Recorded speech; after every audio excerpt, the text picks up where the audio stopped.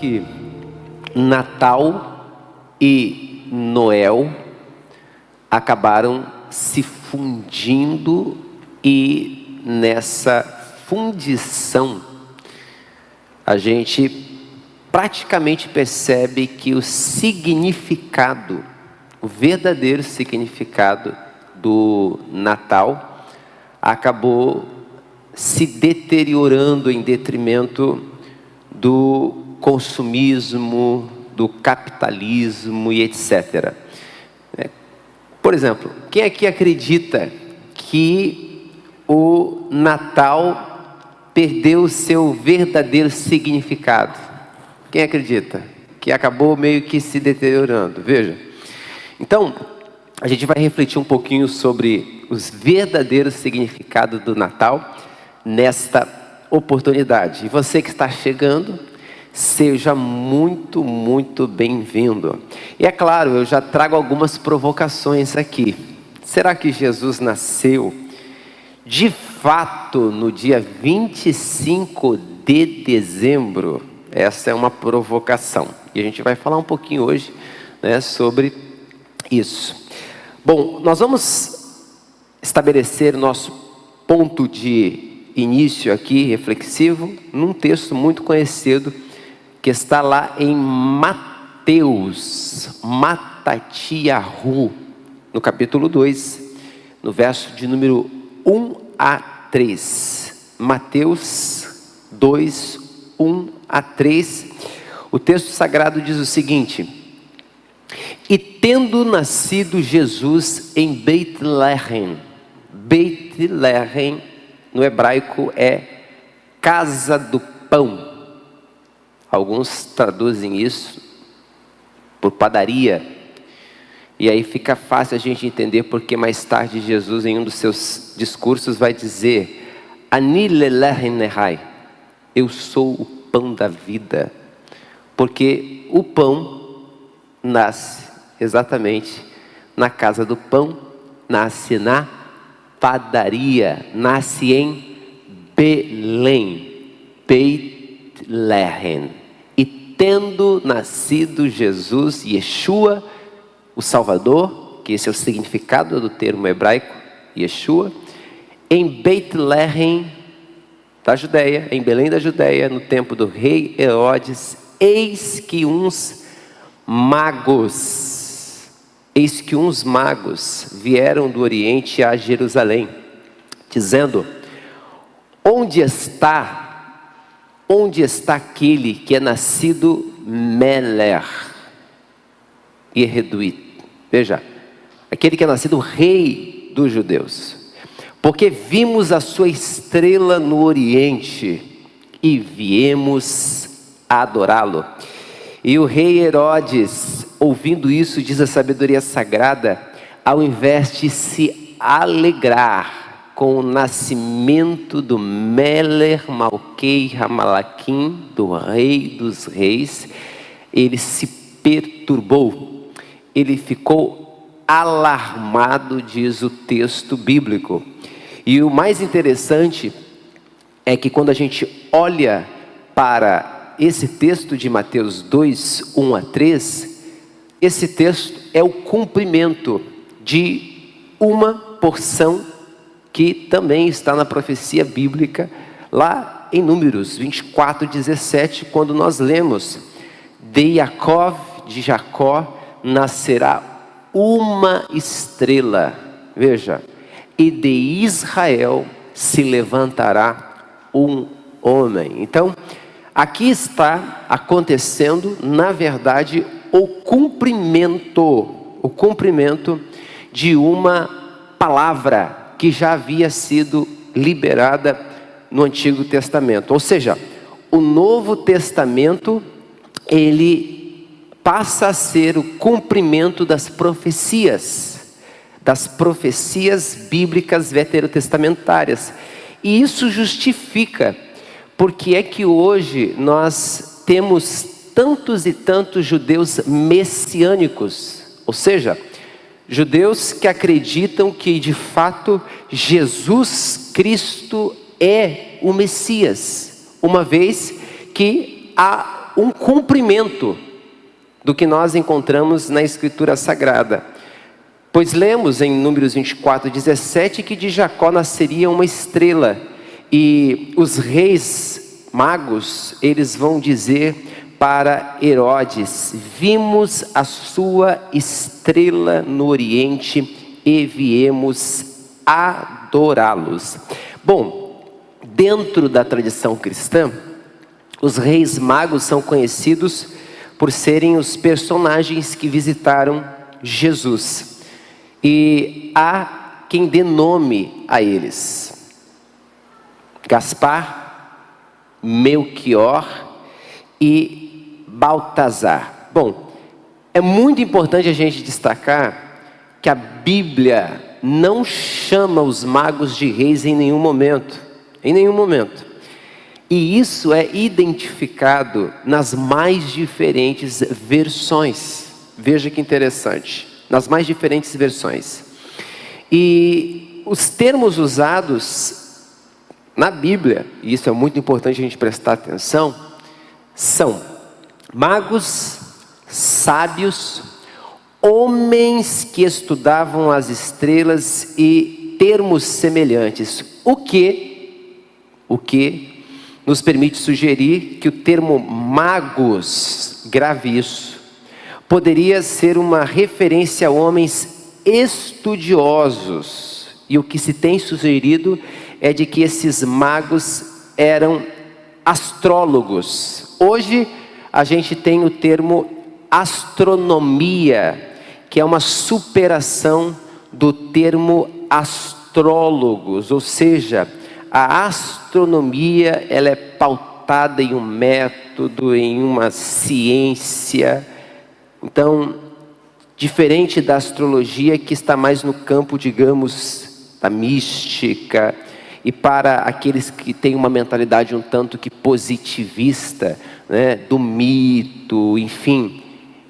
Essa é uma discussão muito interessante que a gente, de alguma forma, vai começar a trabalhar nessa série aqui de Natal em nossa Escola de Sabedoria. Então, você que está chegando, seja muito bem-vindo. Nessa manhã, nós estamos refletindo sobre o Natal e o seu verdadeiro significado. Bom, qual é a importância dos Reis Magos, gente? A gente vai falar um pouquinho sobre isso hoje aqui. Bom, para vocês terem uma ideia, existe uma celebração a eles, no dia 6 de janeiro, conhecida como Dia dos Reis.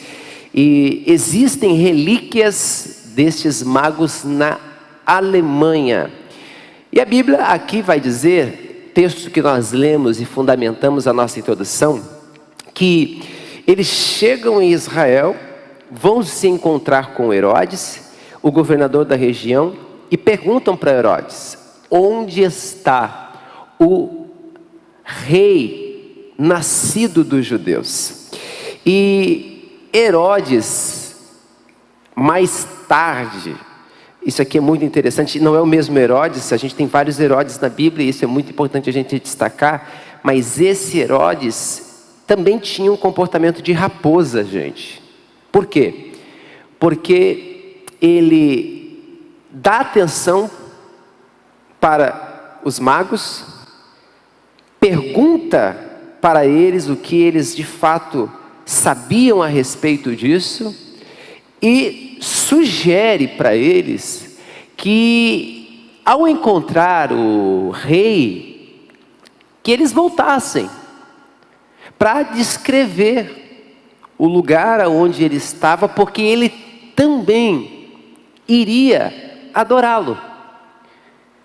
E aí a gente tem uma descrição no texto bíblico de Mateus 2:1-3, que a gente precisa de uma hermenêutica para entender a sutileza do rei Herodes. Porque na verdade ele não queria adorar a Jesus.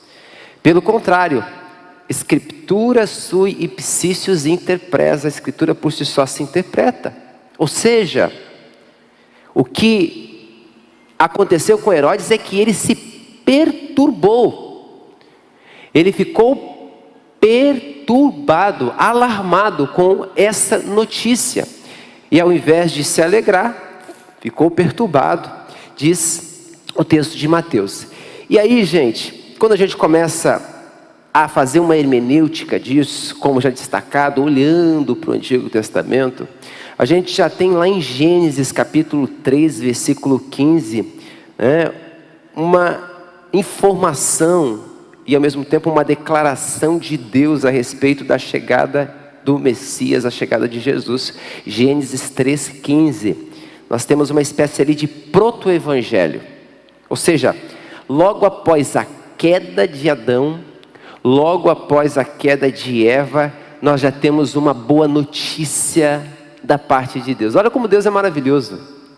Nós temos uma tragédia provocada pela queda e ao mesmo tempo uma boa nova, uma boa notícia já em Gênesis 3,15, quando Deus declara que a semente da mulher triunfaria sobre aquele contratempo, sobre aquela peripécia acontecida, que para Deus não era peripécia, porque Deus sabe de todas as coisas. Ou você acha que Deus não sabia que o homem iria pecar? Se Deus é onisciente, é óbvio que Deus sabe, e porque sabe, já havia preparado o escape. E aqui a gente entra numa discussão teológica muito interessante. Por quê? Porque, gente, Deus não é pego de surpresa por nada. Deus jamais vai ser pego de surpresa. E Deus respeita a liberdade, o livre-arbítrio pela qual Ele dotou os seres humanos. Nós somos seres livres. Nós somos seres tão livres que podemos dizer não a Deus.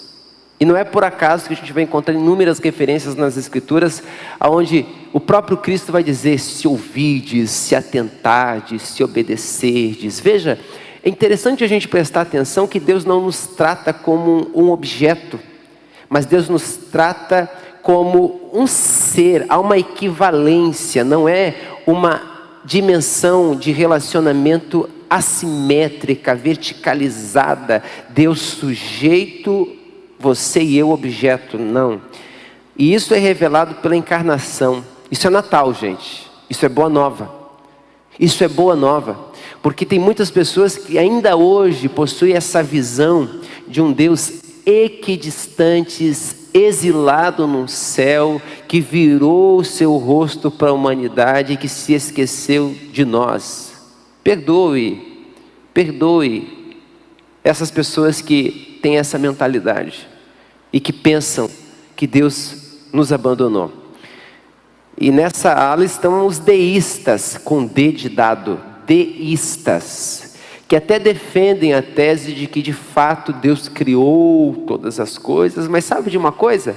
Deus tem outros assuntos mais importantes para resolver. Então, Deus entregou a humanidade ao seu bel prazer, e aí você está aqui no mundo abandonado e a vida que segue. Mas não é isso que a gente vê nas Escrituras, e não é isso que o texto relata. E aí, afinal de contas, alguém pode estar se perguntando: qual é o dia do nascimento de Jesus? Por tradição, se celebra no dia 25 de dezembro. Porém, os computadores já calcularam, com base em dados astronômicos, que a data provável do nascimento do nosso Senhor Jesus aconteceu no dia 15 de setembro do ano 7, antes da Era Comum. E aí, é muito importante a gente aqui abrir um parêntese para destacar que o que está em xeque não é mais a data, não é mais o dia, e sim o simbolismo deste evento, da encarnação do Verbo, do nascimento de Jesus. Uma coisa é certa: aquele que criou todas as coisas se despiu da sua majestade, da sua glória, assumiu forma humana, diz Paulo, sendo Deus, e andou entre nós. Caminhou pelas ruas empoeiradas da Palestina. Ele que criou todas as águas dos mares e dos oceanos, porque sem ele nada do que foi feito se fez, diz Paulo, agora pede água para beber para uma mulher samaritana. Isso é Natal. Uau! Veja, Leonardo Boff diz que nele a gente descobre o rosto divino no homem e o rosto humano do divino. Tão humano assim, só pode ser Deus. E eu tenho defendido aqui que a verdadeira, gente, espiritualidade não está na memorização de textos bíblicos, não é o quanto você sabe, não é o quanto você conhece, mas é o quanto você se relaciona, é o quanto você se compromete. Aqui que está, gente, a verdadeira espiritualidade, é o quanto você se compromete com aquilo que você sabe. Porque Herodes queria informações a respeito de Jesus, mas não queria relacionar-se com Jesus. Tem muita gente que vai viver a vida inteira só no campo da especulação, da informação, enchendo a mente de informação, mas não sendo transformado por ela. E aí Paulo diz a Timóteo que os tais aprendem sempre, mas nunca chegam ao conhecimento da verdade. Herodes queria informação a respeito de Jesus, mas diz o texto bíblico que ele ficou perturbado com essa notícia, que para muitos era uma boa nova, mas que para Herodes era uma péssima notícia. E a gente já encontra no próprio texto veterotestamentário, no profeta messiânico Isaías 40, verso 3, uma declaração a respeito de como seria o Natal. O que antecederia o Natal? Veja que interessante. Vai se cumprir o nascimento de Jesus sendo precedido pelo nascimento de Ioanão mergulhador. Escute o que eu vou dizer para você. Aqui há uma andragogia muito interessante. Deus, Ele não faz nada sem antes preparar o mundo, sem antes preparar o coração. E a gente tem aqui a analogia de um agricultor. Você sabia que um agricultor, ele não pega a semente e vai jogando assim? Há toda uma preparação. Primeiro, ele vai preparar a terra, e aí depois que a terra estiver pronta, ele vai jogar a semente. No hebraico, preparar, a etimologia da palavra preparar significa retirar obstáculos. O que, parafraseando, significa dizer que Deus não faz nada sem antes retirar os obstáculos. Porque Isaías 43, a profecia é clara: voz do que clama no deserto, preparai o caminho. Ou seja, a chegada de Jesus foi precedida por Ioanão mergulhador, por João Batista. João veio antes para preparar o caminho, para apontar a Jesus. E ele aparece pregando no deserto da Judéia, e é interessante porque João quebra um silêncio profético de 400 anos com a nação de Israel. No passado a gente tinha algumas Bíblias. Quando você abria, por exemplo, o Novo Testamento, entre Malaquias e Mateus existiam 4 páginas em branco, cada uma simbolizando 100 anos, que totalizando daria 400 anos, que ficou conhecido como silêncio intertestamentário. Ou seja, há um gap aqui. Deus ficou em silêncio com a nação de Israel. Então, veja, o silêncio profético é quebrado com a chegada de esse homem chamado Ioanã. E ele aparece no deserto da Judéia dizendo, olha que mensagem bacana, gente, para pregar num domingo aqui na igreja: raça de víboras, quem disse que vocês vão escapar do juízo de Deus? Diga ui, ui, ui. Olha, Deus tem um machado e esse machado está posto à raiz da árvore. Árvore que não produz fruto é cortada e lançada no fogo. Quem disse que vocês vão escapar da ira de Deus? Gente, vocês sabem que no deserto é quente. Deserto é quente. Mas a multidão ia no deserto da Judéia escutar João. E muitos seguiram a João até Jesus aparecer. E ele aponta o caminho, ele aponta para Jesus. Então, o significado da palavra preparar tem a ver com isso, gente. O que comprova que Deus, a semelhança de um agricultor, não faz nada sem preparação. Pois assim como a terra deve estar preparada para o recebimento da semente, assim os corações humanos precisam estar preparados para a chegada de Jesus. E Yohanan, o mergulhador, João, o batizador, ou batista, como a gente conhece, foi quem Deus escolheu para preparar o caminho. E é interessante destacar que João, não diferente de Jesus, também foi um milagre. Porque tem gente que pensa que Maria já era uma mulher lá com seus 20, 23, 24 anos de idade. Não, gente. Maria tinha 11, entre 10 e 12 anos, quando ficou grávida de Jesus. Você assustou, é? É isso mesmo.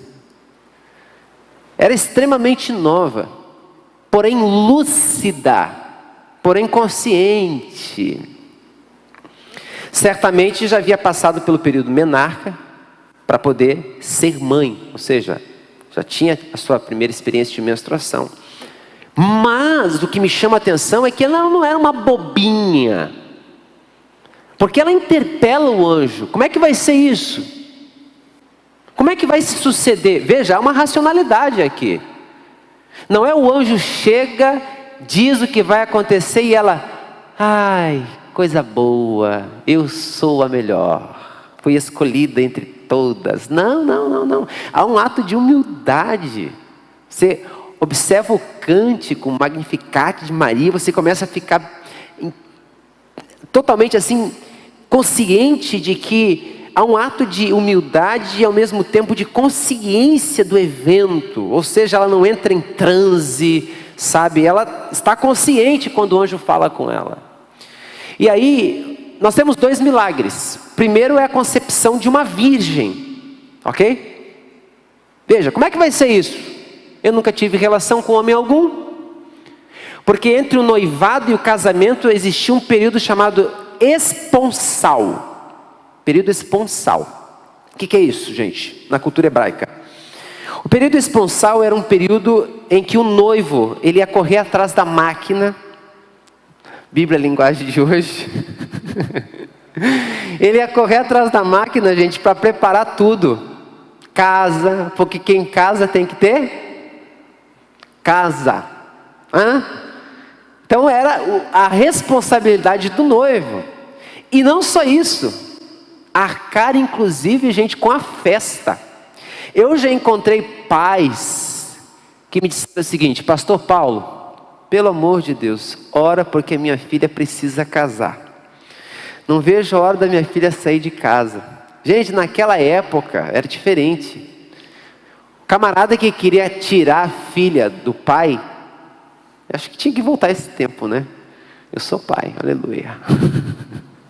O cara tinha que pagar o dote. Ah, quer casar, é? Lembra de Jacó? Jacó chegou na casa de Labão, sentando na mesa, fica imaginando a cena. Ele olha para Lia e olha para Raquel.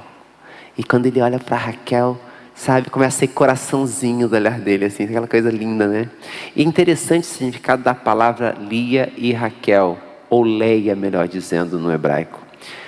Leia significa vaca selvagem e Raquel, ovelha. Fica fácil a gente entender por que Jacó não queria casar com Leia, e sim com Raquel. E aí ele não tinha bufunfa, não tinha dinheiro. Labão olhou e: quer casar? Eu quero, estou apaixonado por... Então tá, 7 anos aí para ti. Irmão, 7 anos não é 7 meses. Ele trabalhou 7 anos. Mas tudo que o homem planta, ele colhe. Assim como Jacó havia enganado o seu irmão Esaú, agora chegou o momento de Labão pagar com a mesma moeda. Encheu ele de vinho, e aí quando chega a encomenda, né, para quem faz compra na internet, é uma tragédia quando você compra um produto e aí de repente chega uma coisa que você não havia comprado. Pois é, Jacó acorda, dá uma olhadinha para o lado de manhã cedo e não está a ovelha do lado dele. E aí ele toma um susto, pula da cama, vai bater na casa do sogro. Como é que é isso? Eu trabalhei por Raquel e recebi Lia, ou seja, eu esperava uma coisa e veio outra. Já imaginou, gente? Quantas vezes na vida é assim, você espera uma coisa e vem outra. Mas faz parte do trajeto de cada um tem a sua experiência.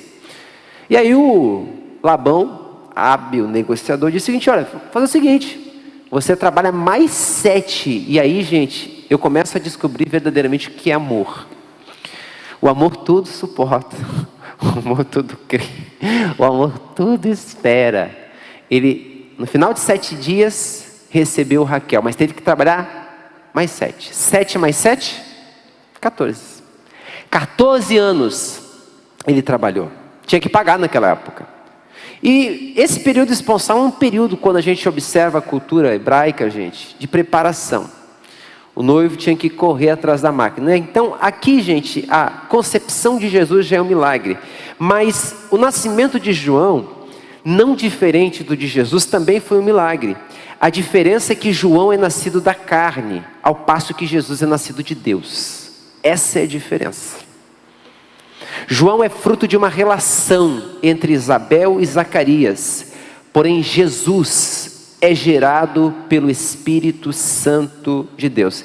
E é por isso que no Corão, ou Alcorão, o Corão, que são os escritos da tradição muçulmana, os muçulmanos não aceitam Jesus, Isa, como filho, como Bene Elohim. Por quê? Porque eles defendem que Alá não pode ter relacionamento. Alá é espírito, e Alá não pode ter relacionamentos sexuais. Portanto, é inconcebível do ponto de vista intelectual e racional o nascimento de Jesus pelo Espírito Santo para os muçulmanos. É impossível isso, dizem eles. Então eles não aceitam Isa como filho de Deus, como Deus, mas aceitam Jesus como um profeta. E inclusive Jesus é mencionado no Corão. Mas é interessante a gente fazer essa leitura para a gente perceber por que é que essas concepções elas vão acontecer. Porque eles não conseguem conceber essa revelação. E aí, uma coisa que me chama muito a atenção, gente, é a seguinte: lá em Lucas 1:26, nós temos a seguinte descrição: no 6º mês da gravidez de Isabel, o anjo Gabriel foi notificar Miriam. Se você não sabia, o termo hebraico para Maria é Miriam. Foi notificar a Miriam numa cidade da Galileia chamada Nazaré. Eu estive lá em Nazaré, tive a oportunidade de conhecer. É um lugar bem pequenininho, gente. Naquela época, então, mais ainda. Era uma vila, na verdade, Nazaré, quando Jesus, né, vai passar por ali, vai viver boa parte da sua infância em Nazaré. Para lhe informar que ela foi escolhida entre muitas para ser a mãe do Salvador.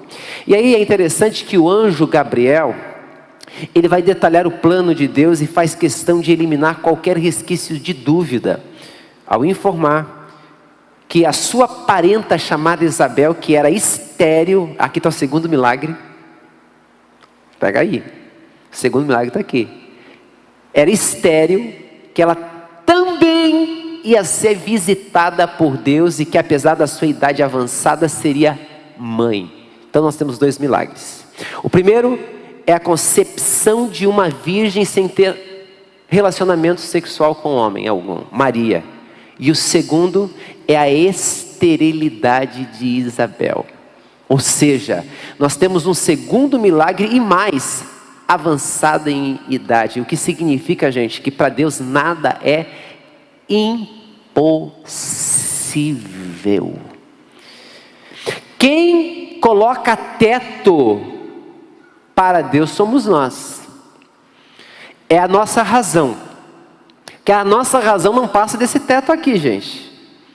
Por isso que o bispo de Hipona, Agostinho, vai ser muito feliz quando ele diz: creio para que possa entender. Porque quem tenta fazer esse processo invertido, às vezes não consegue alcançar aquilo que Deus de fato está propondo. E é somente na fé que a mente está em condições de acolher verdades espirituais. Por isso, creio para que possa compreender. E já existe na epistemologia discussões, como é o caso de Paul Feyerabend, que é um discípulo de Karl Popper, que vai discordar do seu mestre, destacando que até na ciência é necessário crença, no sentido de se acreditar no que está se propondo.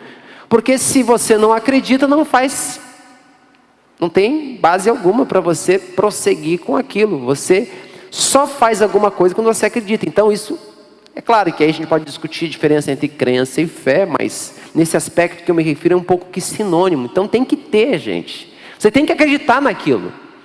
E Emile Durkheim vai dizer que aquele que acredita está em vantagens em relação àquele que não acredita. Veja bem, quem crê está em vantagens em relação a quem não crê.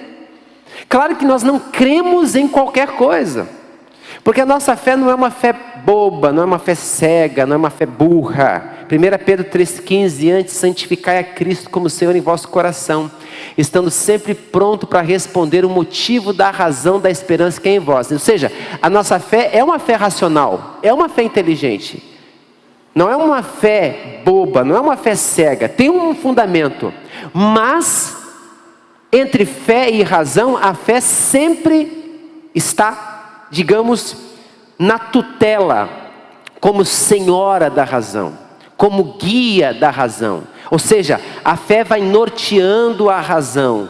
E aí a gente vai caminhando em Deus, naquilo que Deus diz. E é exatamente isso que vai acontecer com Maria. Exatamente isso que vai acontecer com Isabel.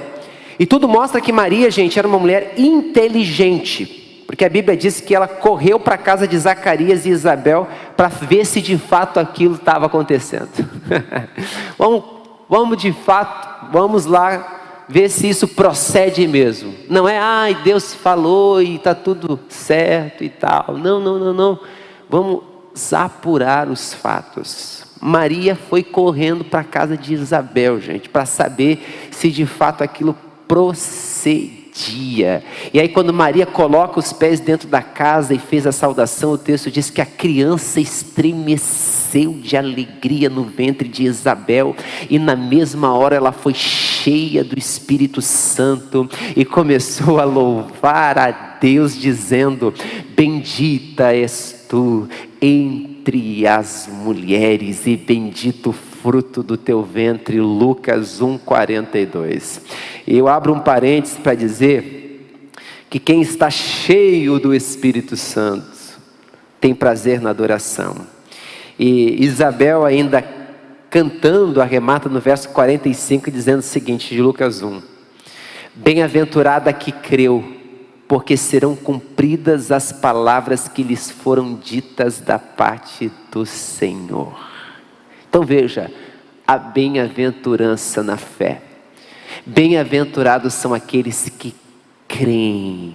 Jesus na verdade diz isso, quando ele aparece para os discípulos. As portas estavam fechadas, e aí a gente ressignifica aquilo que muitas vezes é dito, porque a gente condiciona e muito a Deus, baseado naquilo que eu falei, razão. Às vezes a razão não passa desse teto. Porque a gente parte do pressuposto que para Deus fazer milagre na nossa vida, as portas têm que estar abertas. E às vezes a gente até diz, irmão, ei, Deus vai abrir as portas, tá? Milagre vai acontecer. Aí a pessoa diz, glória a Deus, as portas vão se abrir. Mas Jesus, quando ressuscita dentre os mortos, lá em João 20 em diante, a Bíblia diz que as portas estavam cerradas, literalmente trancadas, porque os discípulos estavam com medo dos judeus. E Jesus veio e se pôs entre eles e disse, Shalom Aleichem, paz seja convosco. Por um momento eles pensaram, só pode ser um fantasma, por onde que ele entrou? Porque a gente parte do pressuposto que para Deus fazer milagre, as portas têm que estar abertas, e isso não é verdade. Quando Deus quer fazer milagres, Ele faz milagres com as portas fechadas. Diga graças a Deus. Isso é o nosso Deus. Então veja, isso é muito importante. Aí Jesus se aproxima de Tomé. Tomé não é um cético. Há uma diferença entre o cético e o duvidoso. O cético, ele não se curva diante das evidências, mas o duvidoso se encurva. Ele chega para Tomé e diz, toca, vede que um espírito não tem carne e osso, como vedes que eu tenho. E aí vem a declaração de Tomé, Senhor meu e Deus meu. Bem-aventurados são aqueles que não viram, mas creram, disse Jesus. Então, bem-aventurado é aquele que crê. E é exatamente isso que nós lemos em Lucas 1,45. Bem-aventurado é que creu, porque serão cumpridas as palavras que lhes foram ditas da parte do Senhor. Uau, isso é fantástico. E aí Maria, ela é tomada pelo Espírito Santo também, gente. E ela começa a louvar a Deus dizendo, a minha alma engrandece ao Senhor, e o meu espírito se alegra em Deus, meu Salvador. Lucas 1, 46 e 47. E ali aconteceu um culto. Veja, era uma visita de Maria na casa de Isabel, e essa visita se transformou num culto, porque ela foi cheia do Espírito Santo com a saudação de Maria. Maria também é cheia do Espírito Santo. E aí, Maria é aquelas visitas legais. Quem é que gosta de receber visita na sua casa? Diga graças a Deus. O problema, gente, é que as visitas naquele período eram de 3 meses. Diga ui, ui, ui. Meu Deus do céu. Haja comida. 3 meses durou a visita de Maria na casa de Isabel. E eu acredito que Isabel já estava orando, Senhor, envia a tua serva para o lugar de origem. A Bíblia Sagrada vai dizer, gente, que ela retorna no 3º mês, e aí vai nascer João. E quando João nasceu, os vizinhos e parentes foram participar do seu regozijo, Lucas 1,58, porque era um milagre também. Então nós temos 2 milagres. João Batista é um milagre e Jesus também é um milagre. E aí, gente, é muito importante a gente voltar para esse texto, porque a Bíblia vai falar sobre tempo. E se existe uma coisa que a gente precisa entender na nossa vida, é que Deus não faz nada sem o tempo. Embora o tempo de Deus seja o tempo cairológico, o nosso tempo é o tempo cronológico. E Deus se alinha, Deus se equaliza na história humana. Veja, a eternidade transcende qualquer datação cronológica. O tempo cabe dentro da eternidade, mas a eternidade não cabe dentro do tempo. E aí o que Paulo vai dizer? Paulo vai dizer o seguinte lá em Gálatas. Essa é uma descrição de Paulo, que vindo a plenitude dos tempos, Gálatas 4:4, Deus envia o seu filho nascido de mulher, nascido sob a lei, para cumprir a vontade de Deus. O que faz jus com Mateus 2:1, porque ali também vai falar sobre tempo. E aí, para quem chegou agora e para quem está chegando agora também, aqui no YouTube, é muito importante a gente destacar que Jesus não nasceu no dia 25. A gente, em outras aulas, vai falar por que isso. Mas, de imediato, eu quero dizer para vocês que, de acordo com cálculos realizados pelos computadores, a data provável do nascimento de Jesus foi no dia 15 de setembro, no ano 7 antes da Era Comum. Pegue isso. Nós estamos numa série de reflexões sobre o Natal e a gente vai trabalhar um pouquinho. Vamos falar de Nicolau, vamos falar de Noel, né? O Noel e o Natal, qual é que é a diferença? Né? Será que de fato o Natal é celebrado ou o Natal acabou perdendo de fato seu sentido original? Tem gente que já não gosta mais dessas datas, porque infelizmente o evento em si é usurpado, é sequestrado do seu propósito. Acaba se tornando um momento de muita glutonaria, de bebedice. As pessoas desreferencializam este evento. A gente vai provocar a sua reflexão para isso nos próximos encontros aqui em Nossa Mais de Cristo. Então, tempo é uma coisa fundamental. Deus trabalha com o tempo. Tudo tem o seu tempo determinado. E a gente precisa entender que a intervenção de Deus na nossa vida tem dia, tem hora, tem data e tem ano. E Hebreus 10:37 é uma consolação de Deus para alguém aqui que já está afoito em relação ao tempo. A palavra de Deus diz que por um pouquinho de tempo, o que há de vir, virá. E não diga graças a Deus. Então veja, Deus preparou, eu falei aqui que Deus não faz nada sem antes preparar o caminho. Para Jesus nascer, Deus enviou João. João prepara o caminho para a chegada de Jesus.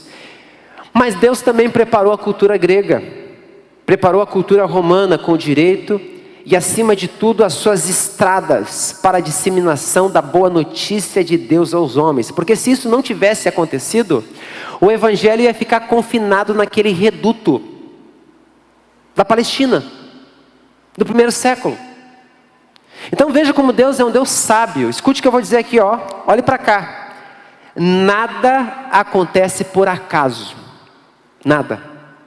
As conexões que Deus coloca na sua vida, os lugares que Deus te leva, tudo tem um propósito, tudo tem um plano. Eu não sei se você sabia, mas até Deus faz planos, diga amém. Jó 42, verso 2 está escrito: bem sei que tudo podes e que nenhum dos teus planos podem ser frustrados. Deus tem planos. Então, gente, quando a gente começa a perceber isso, a gente percebe que nada acontece por acaso. Deus preparou tudo, a língua, a cultura, o direito, as estradas, para que quando Jesus surgisse, tudo estivesse de fato já prêt-à-porter, para que Jesus de fato, a mensagem de Jesus chegasse até os confins da terra, como a gente vai ler em Atos. Então, o que mais me chama a atenção é que o fato de Jesus nascer não o imunizou de um Herodes. Isso aqui, gente, é fantástico. Os magos, ao perguntarem para Herodes onde está o recém-nascido rei dos judeus, o texto de Mateus 2:1-2 diz que ele se perturbou.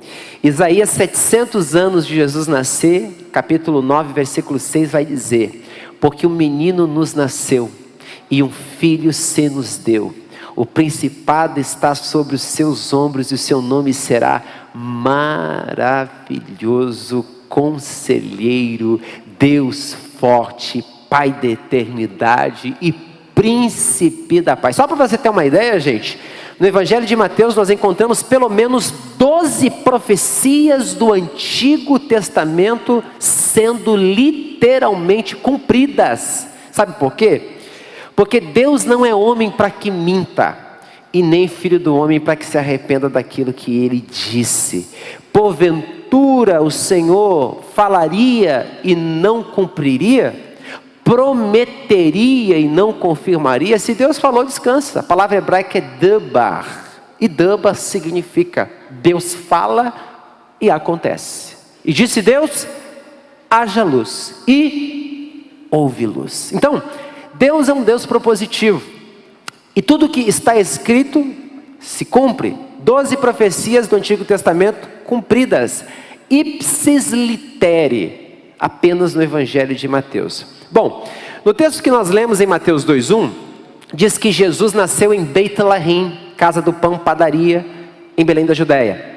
Todavia Deus já havia dito por meio do profeta Miqueias, contemporâneo também de Isaías, no capítulo 5, versículo 2, que de Belém sairia o pastor de Israel. Miqueias 5:2. Isso é Natal, gente. Isso é Natal. Natal tem a ver com nascimento. E é por essa razão que Deus move a história e prepara todas as coisas segundo o seu propósito. Isso é maravilhoso. E a Escritura vai prosseguir dizendo que Herodes estava extremamente perturbado. Esse Herodes o Grande, ele era um megalomaníaco, gente. Em Massada ele construiu uma fortaleza. Quando você for em Israel, conosco, se Deus quiser, porque nós vamos retornar em Israel, e você vai conhecer um pouquinho a história desse povo, dessa cultura. Ele construiu uma fortaleza lá em Massada, intransponível, aproveitando toda a geografia do lugar. Mas ele também reconstruiu o templo. Herodes o Grande. Esse Herodes o Grande, ele vai cair doente aos 70 anos e morre logo após um eclipse lunar que ocorrera no dia 12 a 13 de março do ano 4 antes da Era Comum. A gente falou aqui que Jesus nasceu no ano 7 antes da Era Comum. E foi esse Herodes que ficou perturbado e alarmado com a notícia de que um novo rei havia nascido. Bom, vocês sabem que a preocupação de Herodes foi tanta que ele convocou uma assembleia com todos os principais sacerdotes e escribas, gente especializada mesmo nas Sagradas Escrituras, para saber com precisão tudo acerca de Jesus. Mas é o que eu já disse. O que chama a atenção é que o rei Herodes, ao invés de se alegrar, ficou perturbado. Por quê? Porque tudo indica que ele não queria entregar o comando da sua vida, do seu governo, para o novo rei, dos seus empreendimentos para Deus. E aqui a gente tem uma lição muito fantástica. Eu quero que você preste atenção nisso que eu vou dizer. A gente olha para a Bíblia Sagrada e às vezes parece que aquilo está muito distante da nossa vida. Mas isso não é verdade. Assim como Herodes se perturbou, muita gente também se perturba e se alarma quando lhe é feito o apelo de entregar o comando da sua vida, da sua história nas mãos de Deus. As pessoas temem isso. Da mesma forma que Herodes temeu, muita gente também teme. Porque quando isso acontecer, já não é mais o seu eu que vai estar no comando. Não é mais você no centro, mas é Deus no centro. E Herodes se perturbou porque ele sabia que a partir do momento em que ele entregasse o comando do seu governo para Cristo, o Meler Malquim Ramalaquim, o rei dos reis, as coisas já não seriam mais do seu jeito, mas do jeito de Deus. E talvez isso justifica e nos ajuda a entender por que é que tem tanta gente que não acontece na vida, simplesmente porque não quer entregar. A palavra grega entregar é paradidome. Paradidome significa transmitir posse de algo para alguém. Os Salmos diz: entrega o teu caminho ao Senhor e confia nele, e o mais tudo ele fará. Veja, entregar e confiar. Entregar 50%, confiar 50%. Veja, entregar e confiar. Então às vezes tem gente que confia, mas não entrega. Então é um conjunto de coisas. E Herodes, ao que tudo indica, a gente não quis proceder assim. E porque não procedeu assim, não chegou ao conhecimento de quem de fato Jesus era, ficou apenas com a informação. E existem pessoas que nunca vão ter uma experiência de primeiro grau com Cristo, porque não se rendem, não se entregam em absoluto para Deus. Herodes ficou com a informação de Jesus. E infelizmente existem muitas pessoas que a única coisa que tem de Jesus é a informação. Conhecem Jesus de ouvir falar, porque alguém falou, mas nunca teve uma experiência genuína de primeiro grau com Ele, da mesma forma que os magos tiveram. E o interessante é que apesar da astúcia de Herodes, quando ele diz, vão lá, adorem Ele, encontrem Ele para mim, quando vocês voltarem, vocês me avisem onde Ele está, porque eu também quero participar desse momento. Sabe o que aconteceu? Deus dá sonhos para eles, e alerta eles, não voltem pelo mesmo caminho. Porque é impossível alguém se encontrar com Jesus e seguir pelo mesmo caminho de outrora. Quando um homem se encontra com um divino, quando um homem tem uma experiência com Deus, a rota, todo o caminho é ressignificado. Você nunca mais vai andar da mesma forma e você nunca mais vai retornar pelo mesmo caminho. Eles são divinamente alertados por Deus em sonhos, porque Deus fala em sonhos. A gente já fez aqui uma série só falando sobre isso. Jó 33 diz que Deus fala de um modo, sim, dois modos, mas ninguém atenta para isso quando cai sono profundo nos moradores da terra. Números 12:6 está escrito que Deus se faz revelar por meio de sonhos e visões, e é assim que Ele se revela para os magos, que não voltam pelo mesmo caminho. Herodes nunca rompera as fronteiras do ouvir falar sobre Jesus. E a história nos mostra que Herodes morreu sem conhecer Jesus. E quantas pessoas estão morrendo sem conhecer a Jesus, assim como Herodes. Mas por que isso? Porque Herodes se contentou em apenas ouvir falar. Perdeu a oportunidade tão sonhada, tão desejada por espiritualistas, místicos, cientistas, reis, chefes de estado, generais, pessoas simples e abastadas, de conhecer o dono da vida. E aí, quando a gente olha para tudo isso, fica claro, gente, que Herodes quis usar os magos para materializar o seu projeto político, mas Deus não permitiu. Porque o que existe de pessoas que querem usar pessoas para promover os seus projetos pessoais não está na história. Diga ui, ui, ui. E Deus vai te livrar de todas as pessoas que se aproximam de você com segunda, terceira, quarta e quintas intenções. Nem que seja necessário Ele te mostrar isso em sonho, para que você não seja enganado. Porque quem é de Deus, meu irmão e minha irmã, jamais será enganado. Diga amém. Então, Herodes quis usar os magos, mas Deus advertiu os magos para que eles seguissem por um outro caminho. E eles encontraram o que estavam procurando. Porque quem procura, para aquele que pede, a porta se abre. Para quem bate, a porta se abre. Quem pede, recebe. E o que diz a Bíblia, o que me chama a atenção em Mateus 2:10, que quando eles viram, eles se alegraram com grande e intenso júbilo. Eu quero que você fique de pé nessa oportunidade. Nós vamos encerrar a nossa reflexão de hoje, na nossa série Natal. Já convido você para estar no próximo domingo com a gente, bem cedo aqui, 9 horas, porque esse mês vai ser a série Natal. A gente vai estar refletindo só sobre este evento, que para muitos é um evento máximo no cristianismo. Bom, a Bíblia diz que eles entregaram riquezas, ofertas. Entrando na casa, viram um menino, se alegraram, abriram os seus tesouros e entregaram as suas ofertas. Quem é que lembra as ofertas que os magos entregaram? Ouro, incenso e o que mais? Mirra. Hoje a gente não vai falar sobre isso, mas a gente vai desdobrar nos próximos encontros. Quem foi abençoado, diga graças a Deus. Levante uma das suas mãos aos céus.